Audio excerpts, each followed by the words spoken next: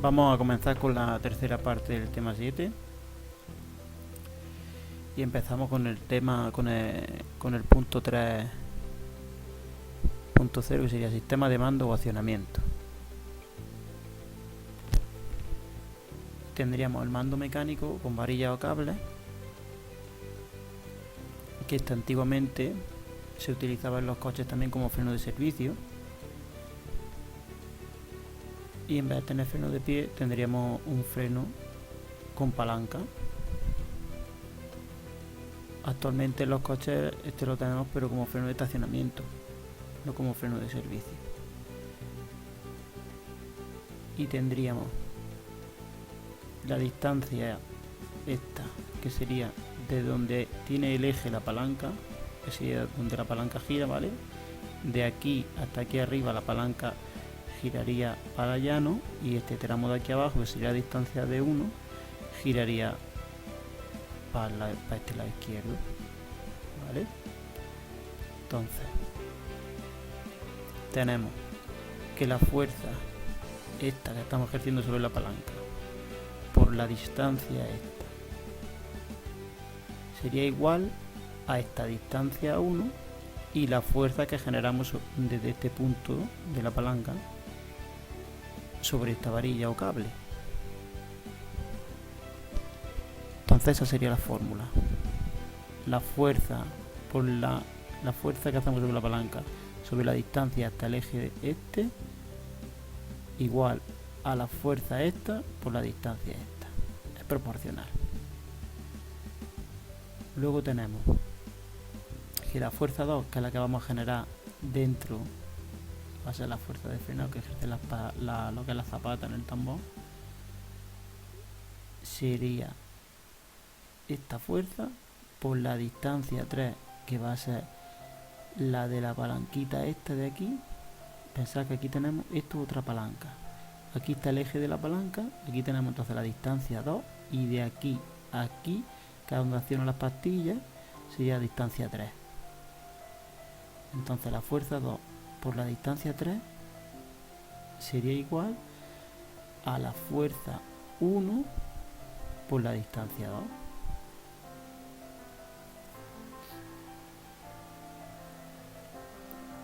Entonces aquí despejaríamos la fuerza que estamos haciendo en la palanca, que sería de esta fórmula, y tendríamos que la fuerza sería igual a F1 por D1 partido de D.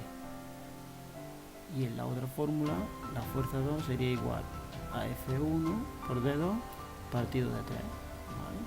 Entonces esta misma fórmula, el D que está aquí multiplicando pasaría aquí dividiendo, y aquí igual el D3 que está multiplicando pasaría aquí dividiendo.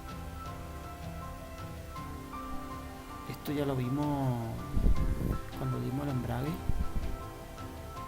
lo dimos también en lo dimos también con lo que hacía el efecto que hacía la palanca en el pedal, ¿vale? Es la misma fórmula, si os fijáis, es la misma fórmula que tenemos aquí de cuando calculábamos en el tema lo del pedal del embrague.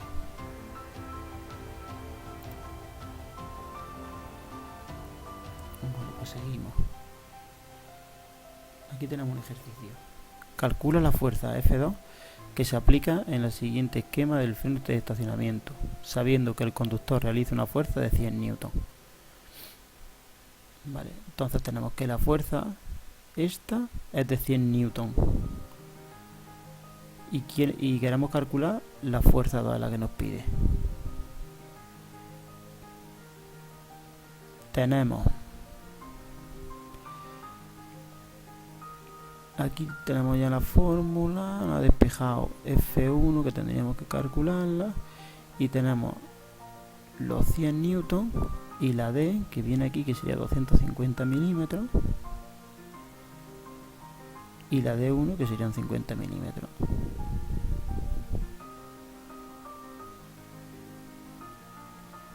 Porque entonces tendríamos la fuerza 1 sería igual a 500 newton. Aquí nos da igual pasar la distancia de milímetros a metros, nos da igual pasarla. ¿Por qué? Porque aquí estos milímetros con estos milímetros se nos van, entonces no hace falta ponerlo en metros, ¿vale? Entonces la fuerza 1 ya sería de 500 newton. Ahora, lo que nos interesa calcular es la fuerza 2. Ya como tenemos la 1, podemos calcular la 2. Tenemos la fórmula aquí abajo. F2 igual a F1 por la distancia 2 partido la distancia 3.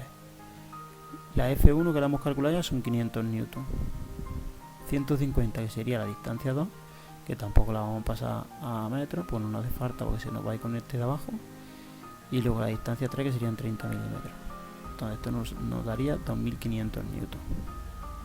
Entonces, para que veáis la diferencia, que la fuerza que estamos aplicando sobre la palanca, la fuerza que está aplicando el conductor sería de 100 newton. Pero luego, sin embargo, la fuerza que vamos a ejercer sobre la zapata va a ser de 2500. Fijaros cómo con la palanca cómo se multiplica la fuerza,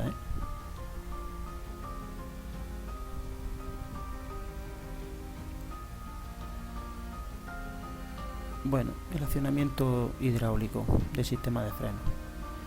El accionamiento hidráulico está basado en el teorema de Pascal, de la hidrostática. ¿Este qué nos quiere decir? Pues que la presión que ejercemos sobre este pistón de aquí se transmite aquí hacemos una fuerza y generamos una presión en este fluido. Pues esa presión va a ser igual sobre todo este vaso comunicante. ¿Qué quiere decir con esto? La presión sería igual a la fuerza que generamos aquí por la superficie de este émbolo.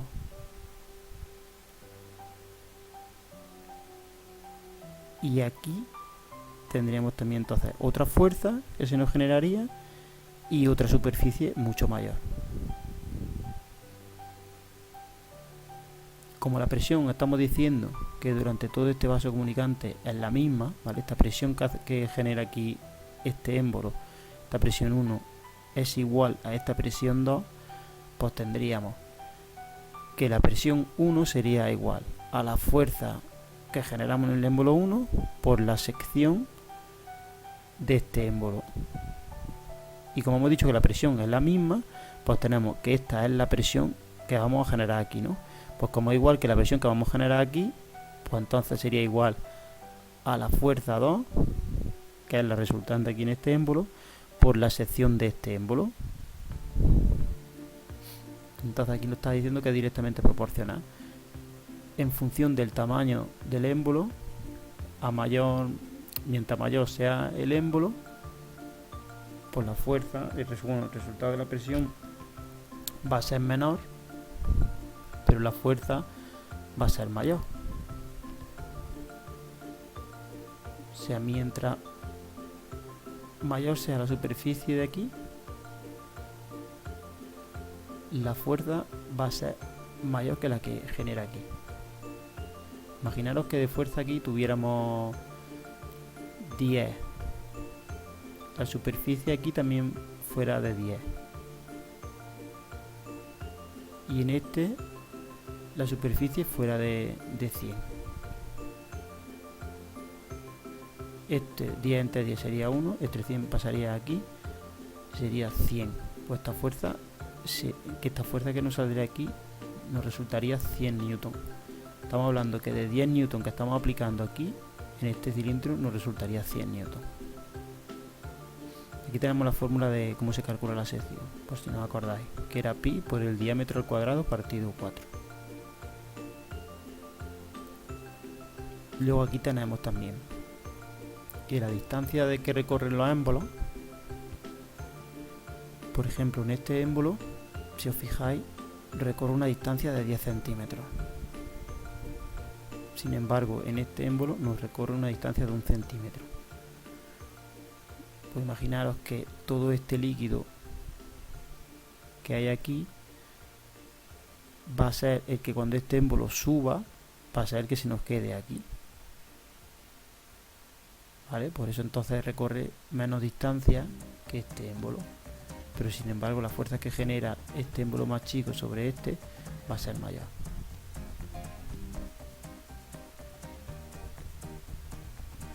Aquí tenemos un ejercicio de ejemplo. Sobre el pedal de freno se ejerce una fuerza de 100 newton. Calcula la fuerza que se transmite sobre la pastilla. Calcula la fuerza que transmite sobre la pastilla el émbolo de la pinza de freno del circuito de dibujo.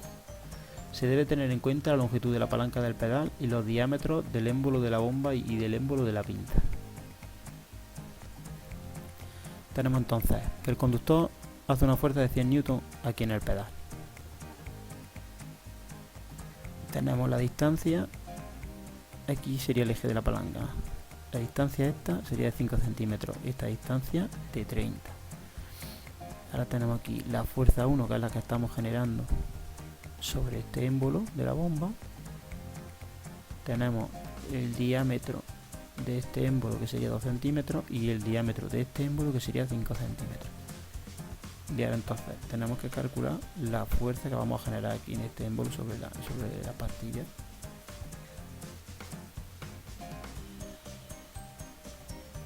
Tenemos la fórmula entonces. La fuerza, esta es la fórmula que hemos visto antes de la palanca. La fuerza esta por la longitud esta es igual a la fuerza esta que generamos aquí por esta distancia. Esto despejamos la fuerza 1 y nos saldría que 100, que sería esta fuerza, por 30, que sería esta distancia, partido L, que es la que pasaría aquí dividiendo, serían estos 5 centímetros, tendríamos 600 newton. Entonces la fuerza 1 sería de 600 newton. Ahora,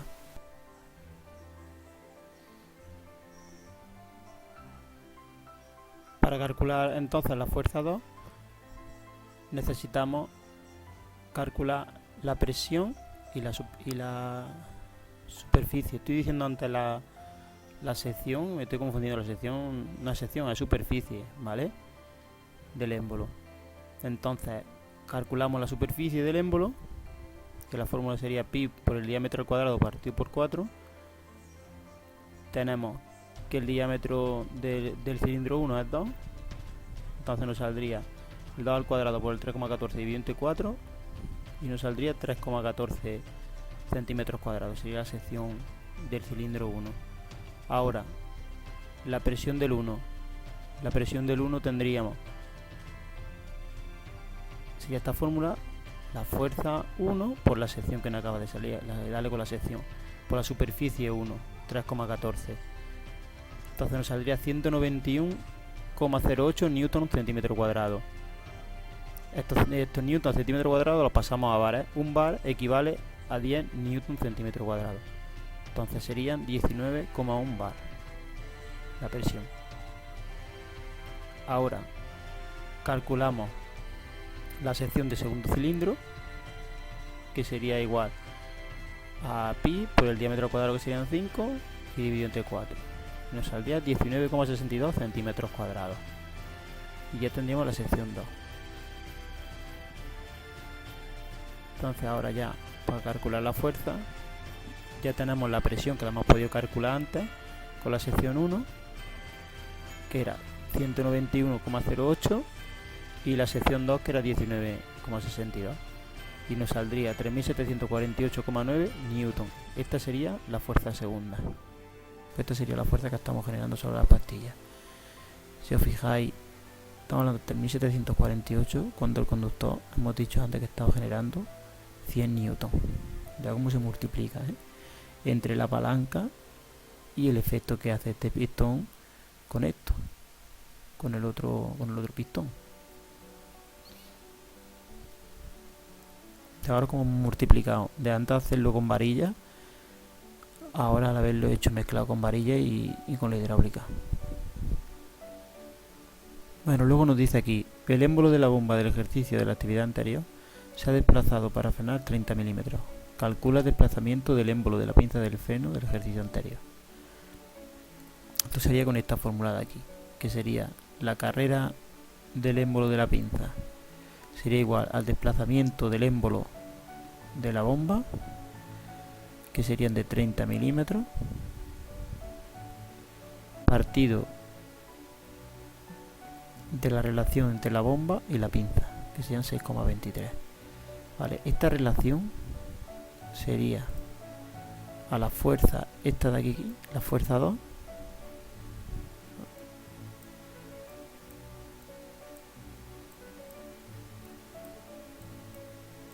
sería la fuerza 2 partido la fuerza 1. Entonces sería la relación que hay entre la fuerza que se produce en la bomba y la que se produce en la pinza. Entonces esta relación sería de 6,23, que sería esto de aquí. Entonces los 30 milímetros del émbolo de la bomba partido de los 6,23 sería 4,8 milímetros, que sería el desplazamiento de la pinza, del émbolo de la pinza. Bueno, ahora tenemos otro. Si el ejercicio del freno del ejemplo de la actividad resuelta anterior contase con 4 pinzas con émbolos de igual diámetro, el desplazamiento de cada émbolo será la distancia que se desplaza el émbolo de la bomba, ejemplo 4,8 milímetros, repartida entre los 4 émbolos de las pinzas. Entonces lo que nos quiere decir esto es que la distancia que ha recorrido antes un émbolo de la pinza ahora va a ser repartido en 4 pinzas más. Entonces esa distancia dividida entre 4 va a ser lo que el recorrido que nos va a hacer cada émbolo de cada pinza. Entonces sería los 4,8 que ha recorrido el émbolo anterior dividido entre 4 y nos va a sacar un resultado de 1,2 milímetros, que es el recorrido que va a hacer cada émbolo.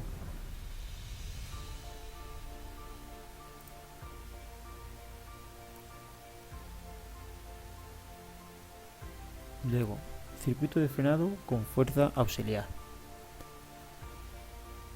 El circuito de frenado con fuerza auxiliar, el sistema de funcionamiento que tiene es por medio de un compresor. Y nos va a hacer una presión constante, y entonces nosotros con el pedal lo que vamos a hacer es que vamos a abrir una válvula y vamos a hacer que esa presión que es constante se transmita a lo que es al circuito hidráulico. Bueno, hidráulico o neumático, porque eso es lo que iba a decir, que estos circuitos de frenado auxiliar pueden ser hidráulicos o neumáticos, que son los más empleados. Comenzamos con el hidráulico. Si os fijáis, aquí en el hidráulico tendríamos una presión constante que nos genera una bomba, o sea, un compresor, y nos va a mantener una presión constante del líquido. Entonces con el pedal lo que hacemos es que abrimos más o menos y metemos más o menos presión en función de la demanda que le estemos pidiendo al freno. Entonces tenemos una presión constante que nos está trabajando una bomba, y al trabajar esa presión nosotros vamos a abrir, es como si abriéramos una llave. Entonces vamos a hacer que al pisar el freno abrimos esa llave y le vamos dando más presión a la pinza o menos. Pero ya no tendríamos la bomba de freno como el ejercicio anterior, con los émbolos ni nada. Ahora lo que tendríamos es un regulador que nos acciona el pedal, y entonces dejamos pasar más presión o menos presión de líquido.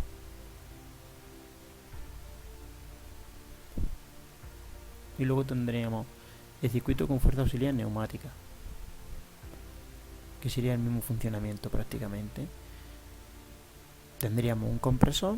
Este lo utilizan mucho los vehículos pesados, los camiones, los autobuses y vehículos así de gran tonelaje, y también maquinaria de obra pública también utilizan este sistema. Entonces disponemos de un compresor. Luego de este compresor pasamos a un regulador de presión y un secador, que lo que nos hace es que nos quita la humedad del aire que comprime, porque este aire que está comprimiendo el compresor lo recoge de la misma atmósfera, ¿vale? Entonces este regulador de presión lo que va a hacer es que nos mantenga aquí una presión constante, y va a hacer que se nos dispare el compresor y demás. para cargar más o cargar menos en función de lo que nos tengamos los carderines. Entonces, de este regulador de presión pasaríamos a esta válvula de protección que nos haría 4 circuitos. Aquí tendríamos que de esta válvula iría a este carderín y de esta válvula nos saldría este otro carderín.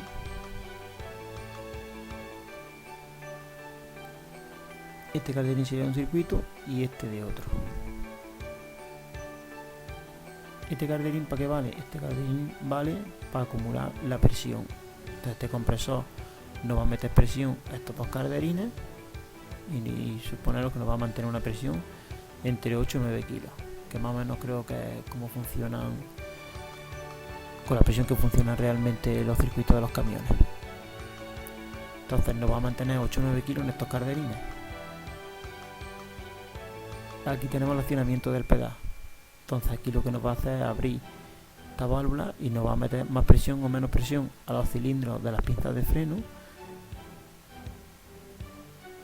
y nos va a frenar más o menos en función de lo que pisemos el pedal este. ¿Qué pasa si se nos rompiera uno de los circuitos o se nos rompiera un carderín o este circuito por algún lado? Pues siempre nos va a quedar el otro carderín. Entonces por eso disponemos de dos carderines, para disponer de dos circuitos para no quedarnos nunca sin freno. Es más, esto de momento que nos fallara y perdiéramos presión, nos avisaría con testigos, incluso hasta por medio de manómetros.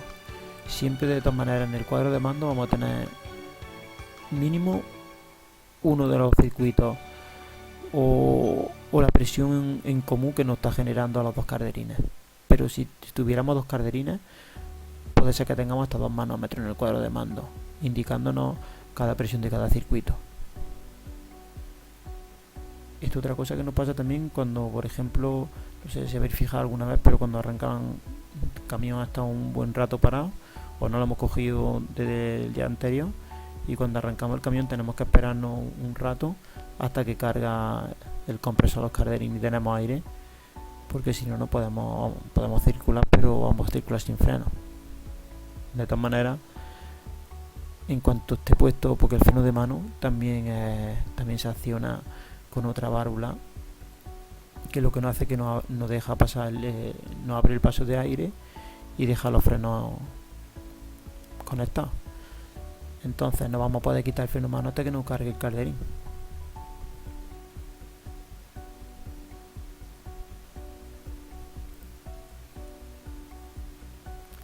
Aquí tenemos la fórmula de antes, que es lo mismo, ¿vale? Lo único que el otro era por medio de un circuito hidráulico con un líquido hidráulico, un fluido hidráulico, y aquí el fluido es aire comprimido.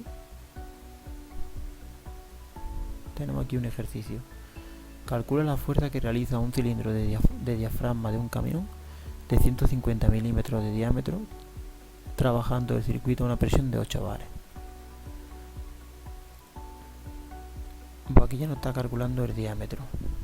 150 milímetros dividido entre 10. 15 centímetros. Nos está pasando de milímetros a centímetros. Aquí nos va a sacar la sección. Sería 3,14 por los 15 al cuadrado partido 4.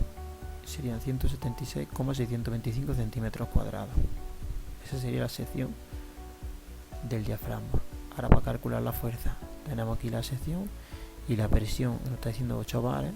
Antes habíamos dicho que un bar era 10 newton centímetro cuadrado, entonces serían 80 newton centímetro cuadrado por 176,625 centímetros cuadrados, y sería igual a 14.130 newton. Y esta sería la fuerza que nos estaría haciendo.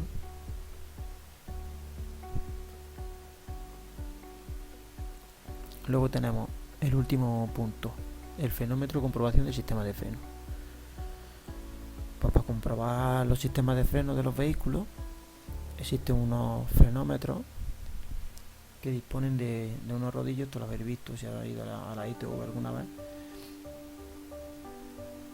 que se dispone de unos rodillos que tú metes el eje, metes las dos ruedas del mismo eje en los rodillos, entonces te hacen frenar,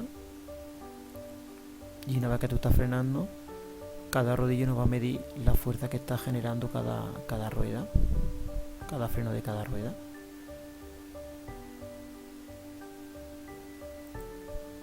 En los resultados que nos va a dar en el frenómetro, tenemos que la diferencia de un eje a otro no debe de ser superior a un 20%.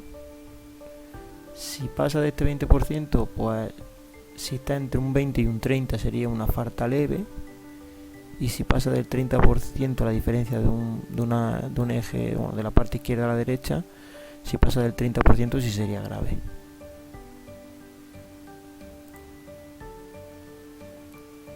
Luego tenemos aquí un caso práctico de un frenómetro. Entonces analizaremos un vehículo con 1701 km, modelo Seat Corva TDI de 130 caballos. Los datos obtenidos por el frenómetro son los siguientes.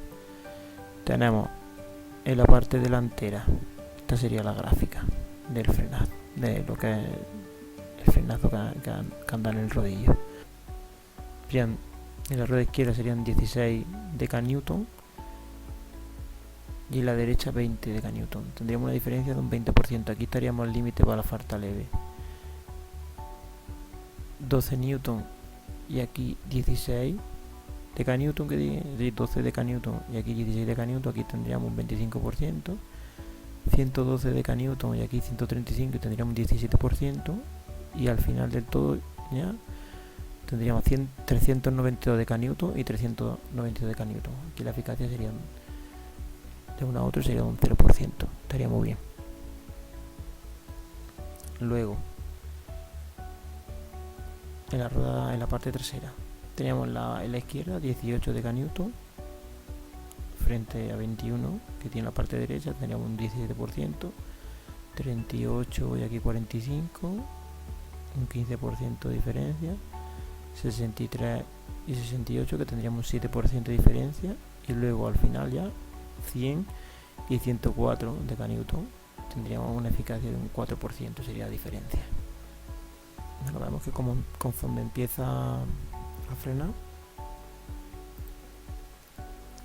pues tenemos 18 aquí en las traseras, no, 18, 38, 63 y 100, 18 aquí 21, 38, 45, 63, 68 y 100, 104. También la trasera estaría más equiparada que la delantera. Luego el total de la fuerza que haría el coche al frenar sería la suma de los cuatro, de este 392, el 100 y el 104, ¿vale? Que nos daría 900, no sé si por aquí viene 988 dkN, y nos sale de que tenemos un 99% de eficacia del frenado del coche, y un reparto entre ejes de un 79 y un 21%, un 79 el eje delantero y un 21 el eje trasero.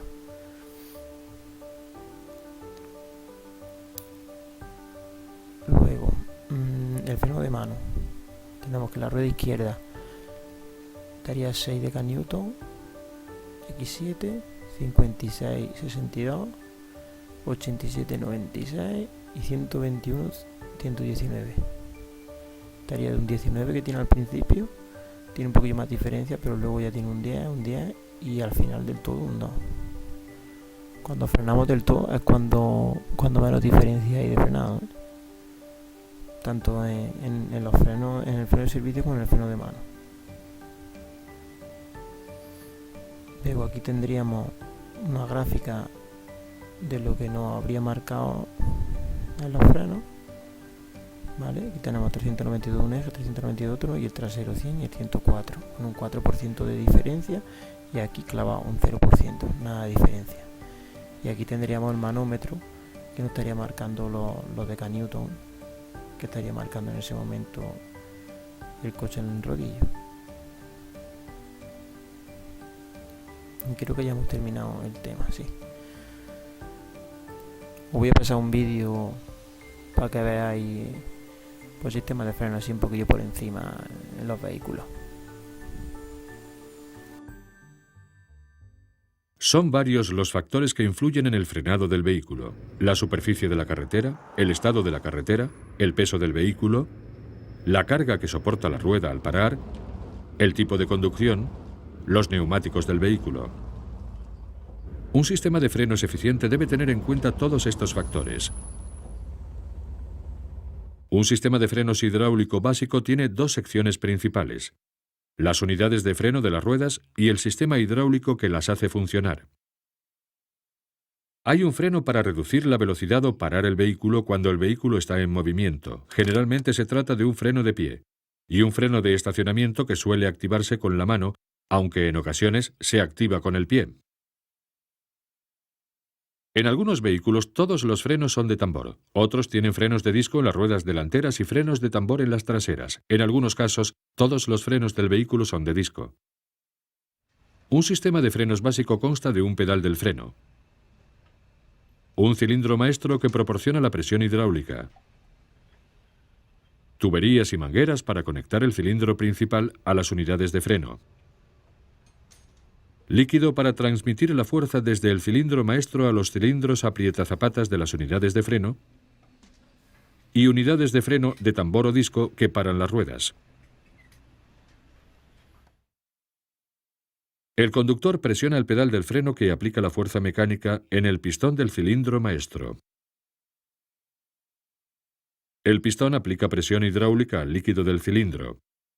Las tuberías transfieren la presión, que no disminuye en ninguna de las direcciones dentro de las tuberías del sistema de frenado, a los cilindros aprietazapatas, y estos cilindros situados en las ruedas activan los frenos. La fuerza se transmite a través del líquido.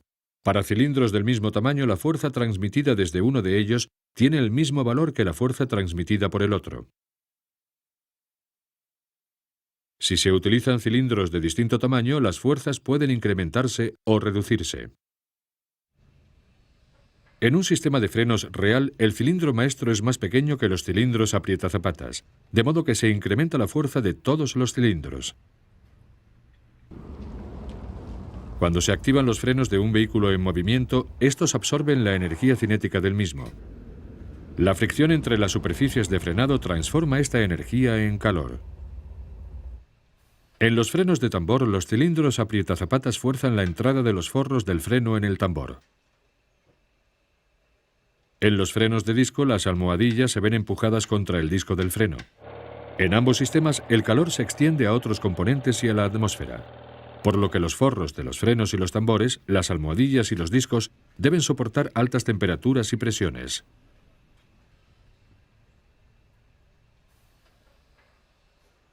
En los vehículos modernos, este sistema básico presenta algunas mejoras, como el amplificador por servomando que ayuda al conductor a activar los frenos.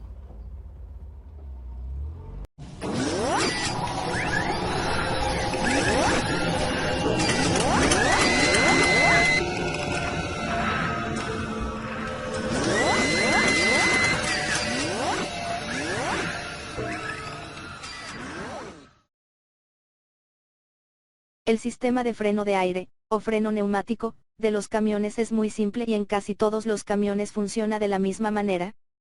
Todos los sistemas de frenos de aire usan la presión del aire para que el freno funcione cuando se pone el pie en el pedal. El aire se almacena en varios tanques de presión y un compresor lo presuriza en el motor del camión. El compresor y el depósito forman el sistema de carga.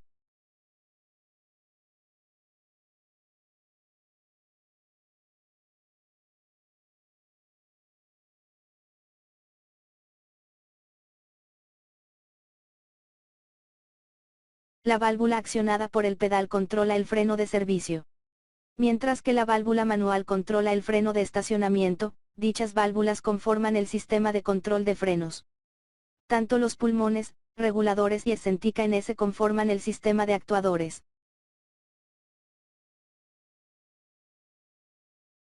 Para aplicar el freno de estacionamiento, las válvulas de control manual se accionan y se produce la liberación de aire del circuito del freno de estacionamiento.